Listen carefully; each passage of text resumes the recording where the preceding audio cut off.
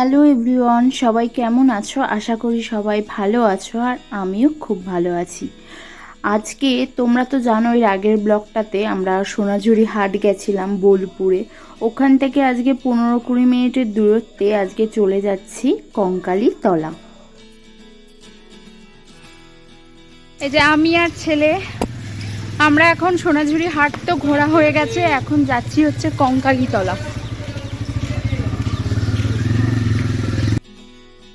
আমরা সবাই টোটো ধরে এই যে চলে এসেছি সতীপীঠ কঙ্কালীতলা।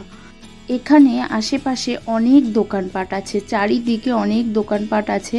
তোমরা যদি চাও এখান থেকে ফুলের ডালা নিয়ে ভগবানের পুজো দিতে পারো। আর ওই যে পিছনে বোন ভাই ওরা আসছে, আর আমি ছেলেকে কোলে নিয়ে যাচ্ছি কারণ ও অনেকটাই ক্লান্ত হয়ে গেছে। বোলপুরে আজকে খুব রোদের তাপ ছিল, এতটা রোদের তাপ আজকে অ্যাকচুয়ালি শীতকালটাই বেশি ভালো ঘোরার জন্য। এখন আমরা এই যে মন্দিরের ভিতরে ঢুকছি, আর এটাই হচ্ছে মন্দিরের মেন গেট। আমরা যেদিন এই মন্দিরে গেছি সেদিন মন্দিরটা ফাঁকাই ছিল, সেরকম একটা ভিড় ছিল না। আর একদম যেহেতু দুপুরের দিকে গেছি সেরকম একটা ভিড় ছিল না, আশেপাশে লোকজন মানে লোকাল লোকজন ছিল, সেরকম ট্যুরিস্ট লোক খুব একটা বেশি ছিল না। 51টি সতীপীঠের মধ্যে এটি হচ্ছে শেষতম সতীপীঠ। এখানে মাকে ফটোতে পুজো করা হয়, আর মায়ের নাম হচ্ছে ভবতারিণী রূপে এখানে মাকে পুজো করা হয়। আর এখানে কোনো মূর্তি পুজো করা হয় না, এখানে একটা বেদি আছে, ওই বেদিতেই মার পুজো করা হয়।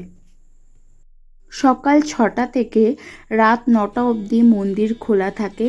সব সময় যখনই তোমরা আসবে মায়ের পুজো করা হয় সকাল 6টা থেকে 9টা পর্যন্ত। আর আশেপাশে তো খুব একটা লোক নেই।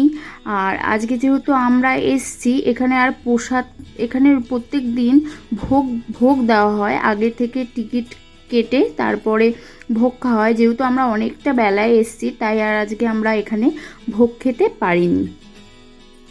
এখানে সবাই এখন তিলক পরে নিচ্ছে, তাই বোনের গোপালকেও সাথে করে নিয়ে আসে, যেখানেই যায় সেখানেই গোপালকে নিয়ে যায়। তাই গোপালের মাথাতেও একটা তিলক পরিয়ে নিল। আর এই যে আমার পুত্র চারিদিক খোলামেলা পেয়েছে তাই ঘুরে বেড়াচ্ছে। আর এদিকে দেখতে পাচ্ছ যে বাঁশ ফেলেছে, অ্যাকচুয়ালি 2 দিন বাদে কৌশিকী অমাবস্যা, মায়ের পুজো হবে, তাই এখানে প্যান্ডেল হচ্ছে।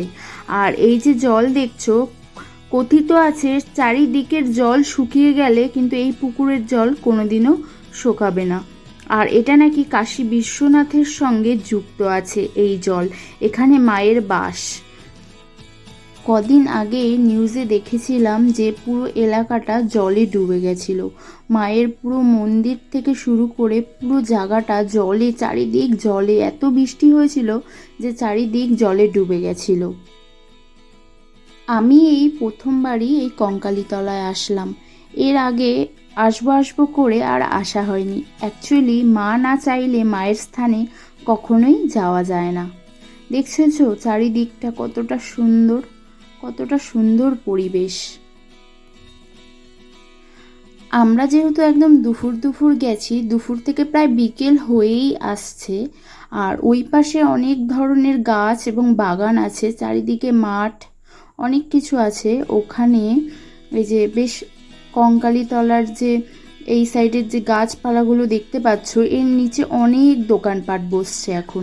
এখন সবেমাত্র এরা এসছে, একে একে সব মানে জিনিসপত্র পাচ্ছে নিচে। সব ট্যুরিস্টরা যারা আসে মোটামুটি আশেপাশে দেখতে পাচ্ছ গাড়ি টাড়ি নিয়ে সবাই এখন আস্তে আস্তে ঢুকছে বিকেল টাইমটা ঘোরার জন্য। সবাই এখানে জিনিসপত্র নিয়ে কেনা বেচা করছে, অনেক দোকানপাট বসছে। চারিপাশে এত লোকজন, তারপরে এত জিনিসপত্র, সব দেখতে দেখতে আমি আমার বাবুটাকেই খুঁজে পাচ্ছি না, কোথায় যে গেল ও।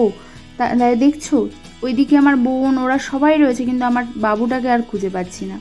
আর এই যে গাছটা দেখছো, এই গাছের মধ্যে সবাই মানসিক করে ঢিল বাঁধে, যে যার মনের আশা মানসকামনা করে এখানে ঢিল বাঁধে। আর এই যে এখান থেকে আমি আমার বাবু এই যে পেয়ে গেছি, ঠিক আছে, এই যে আমার ছেলে, কোথায় কোথায় ঘুরে বেড়াচ্ছে, সারা জায়গা ঘুরে বেড়াচ্ছে, ওকে তো খুঁজেই পাওয়া যাচ্ছে না যে ও কোথায়। আমাদের ঘোরা কমপ্লিট, সব পরিবারে ঘোরা কমপ্লিট। এই যে এখন বেরোচ্ছি সবাই মিলে। এখন আমরা এই যে গেটের বাইরের দিকে চলে যাচ্ছি, টোটো ধরে চলে যাব আবার আমাদের বাড়িতে। প্রথমে যাব এখান থেকে বল্লভপুর বাস স্ট্যান্ড, যেখানে নেমেছিলাম সেখান থেকে আবার বাস ধরে চলে যাব সিউড়ি। তো ভালো লাগলে তোমরা অবশ্যই চ্যানেলটিকে সাবস্ক্রাইব করে দেবে, আর যারা ফেসবুকে দেখছো ফেসবুক পেজটি ফলো করে দেবে। লাইক করো, কমেন্ট করো, শেয়ার অবশ্যই করো। সবাই ভালো থেকো, সুস্থ থেকো। আবারও দেখা হবে নেক্সট একটা ব্লগে।